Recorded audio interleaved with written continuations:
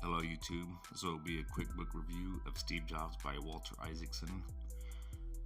I'm just pointing out some key factors from the thoughts gathered from the life of Steve Jobs, characteristics that I think are beneficial, and some that are just flawed, but try to emphasize the good side. But one thing about Steve Jobs is he was very good at realizing the potential for something to sell and how to package and market it. Like even in the early days when they created the Apple I, it was originally just a schematic that Steve Wozniak was giving away. I mean, he had a physical thing of it, but he was giving the schematics away just freely as being of that hacker society. But Steve Jobs recognized that it was an innovative computing motherboard, and got together, linked up with them, and decided to create a business. And then when it came to the Apple II, Steve Jobs took the advice from the first person they sold the Apple I to. Was like, most people aren't hackers and they're not going to want to put together a computer and stuff like that.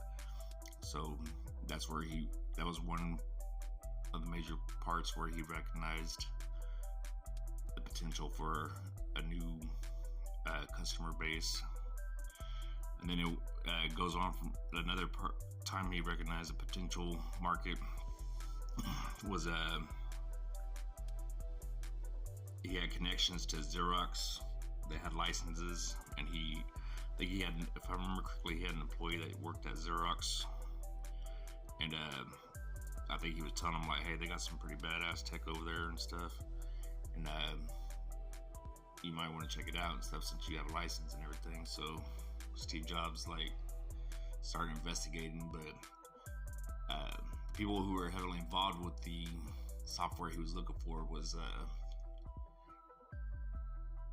reluctant to let him have it because I think they knew it was good technology and they didn't want it to fall into another company's hands. But nonetheless, he called the CEO and was like, hey, tell these fools to let me see the good stuff. And so they reluctantly let him see it. And when he seen that, he had an epiphany and realized the potential of it, because it was I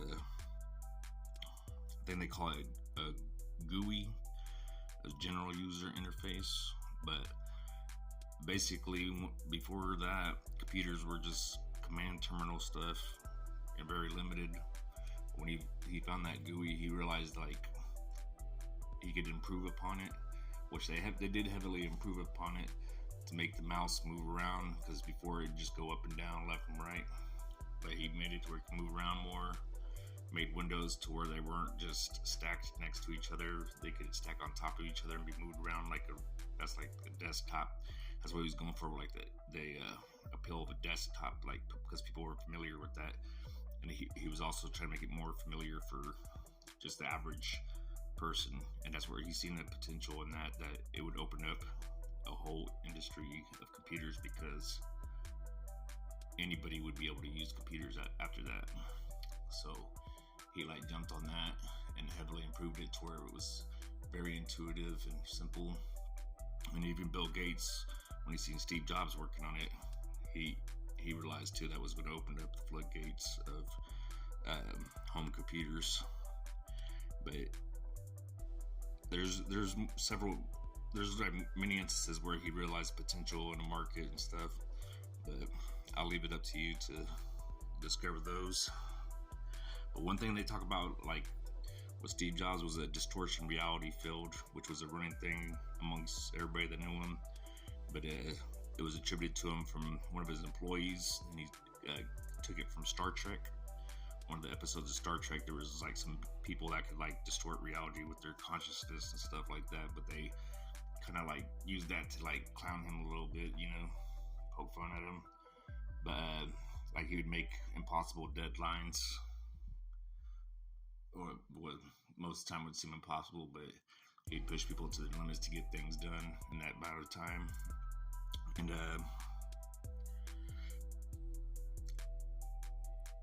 I don't know. Also, they said that he would you would give him ideas and he would say it was shit. And then a week or two later, he'd come and say, "Hey, I got an idea," and it'd be your idea. Like, what? Didn't I just tell you that like a week ago? But things like that. I mean, they said he was very abrasive and stuff. Like, he could like criticize you, but they also said he would build you up to like encourage you and stuff. But I think a lot of his, what they call his like asshole side or his abrasive side, was just really most of the time constructive criticism, or it was just used as a way to get you to like go above and beyond, which who knows if that's right or wrong in certain scenarios. But probably his most major flaw was that he abandoned his daughter. Like, he didn't recognize her as his daughter in the very beginning, and then he wasn't really involved in her life really until she was like 10. But he even states in there that he knows that was whack. But another good thing though about his character when it comes to business and stuff is he not only did he recognize the potential in a lot of stuff, he knew how to leverage those potentials, like any like software or tech or anything that they developed. He'd use that as leverage when they struck deals with people, like with Disney. Like, he had acquired Pixar for its computer technology, which he was planning on selling the computer technology, but it was never going anywhere. So most people don't have a need for things like that, the average person. But what ended up happening was Pixar became instrumental in being used by Disney to make movies like Toy Story and so forth. And they started making a lot of money in it, and he realized that they had like the core creative process, and they had like the computer technology as well. So, I mean, Disney had the computer technology too, but a lot of the creative power and like professionalism was coming from Pixar, which he owned, and he used that as leverage to like get rights to the movies, to where they weren't just making movies for them and getting a little check out of it. They were actually own rights to the characters and the movies and everything like that, like a good portion of it. And another time he uses leverage too. I mean, there's many instances where he would do it, but like was when they created iTunes. When they created iTunes, there's a lot of piracy going with Napster and everything else. And iTunes, I guess other companies try to make it legal versions, but it was only where you could stream it. You couldn't actually download your music and keep it. So he created iTunes. When he did that, he like made it to where you can. I mean, he probably didn't create it like technically hands-on, but like he instructed people to create it in that fashion. But it was a game changer because it made it to where people could get their music, but they also were getting it legally, and it would keep record companies making a profit. It wasn't just streaming. And then also in conjunction with that, he made the first iPod, because they had like they had music MP3 players, but they were very rudimentary and difficult to understand. And so and also they could only hold a small number of songs. So they did a lot of research and found a device that they could put 1,000 songs into an MP3 player. It made it very intuitive, and they also made it like user friendly and stuff. So with that going, once he opened up the iTunes, he got all the record labels to jump on board. But Sony was the most reluctant of all, because they're an electronics company too, so they had investments with the Walkmans, and they probably had an MP3 player, I would assume too. But they wanted to go. They wanted 70% of all the sales of the songs, which were 99 cents each, and they wanted percentage of iPod, because what their argument was that their songs would sell the iPod, which is like, how you gonna go be atrocious and like go try to step into our like Apple's device profits when he's helping you out? They're helping you out by giving you a software where you're not losing money from Napster and stuff.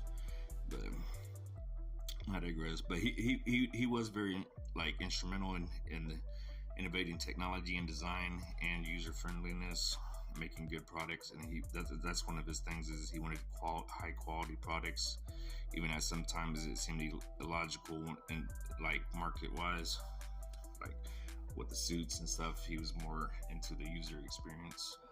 And they also said he wasn't very philanthropic or charitable, but I think a big part of it was because he liked to utilize those assets to like make deals and purchases and stuff to like push the technology forward, but also to have a good standing and negotiating when he did deals with other businesses. But yeah, it was very engaging. There was a lot of beef, a lot of people like. I think I've read other books where the same thing happens. There's people try to do coups and make people look bad and undercut people and throw them under the bus, all kinds of different stuff. But I think it's worth to read. And this book was on the reading list of Elon Musk, of books that inspired him. I'll put the link in the description for the list of books that's on his reading list. But that's it. Have a good day. Thank you.